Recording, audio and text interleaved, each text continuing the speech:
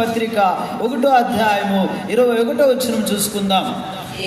బ్రతుకుట క్రీస్తే, చావైతే లాభము. అలాగే ఫిలిప్పీయులకు రాసిన పత్రిక 3వ అధ్యాయం 11వ వచనం కూడా చదువుకుందాం. ఏ విధము చేతనైనను మృతులలో నుండి నాకు పునరుత్థానం కలుగవలెనని ఆయన మరణ విషయంలో సమానానుభవం గలవాడని ఆయనను ఆయన పునరుత్థానము బలమును ఎరుగు నిమిత్తము ఆయన శ్రమలలో పాల్గొంటున్నది. మూడవదిగా చూసినట్లయితే పునరుత్థాన బలము కొరకు ఆయన దేవుని కొరకు ఆశ. అంటే నువ్వు ఎక్కడ మృతి పొందుతావో నేను కూడా అక్కడ, అంటే ఇది పునరుద్ధాన బలాన్ని సూచిస్తుంది. దేవుని బిడ్డలారా, ఈ అన్యురాలైనా కానీ ఈ 3 విషయాల్లో బలం ఉంది కాబట్టి దేవుడు ఆయన ఏం చేసినాడంటే ఉన్నతమైన స్థానం ఇచ్చినాడు.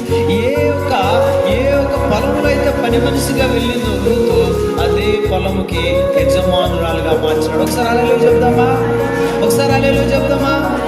ఏ స్థలంలో అయితే ఆమె పని మనిషిగా వెళ్ళిందో దేవుడు ఆమెకున్న ఆసక్తులన్నీ చూసి ఉన్నతమైన స్థానంలో నిలబెట్టినాడు. ఈరోజు మన శిష్యులు కూడా ఈరోజు ఆమె చేస్తున్న సేవ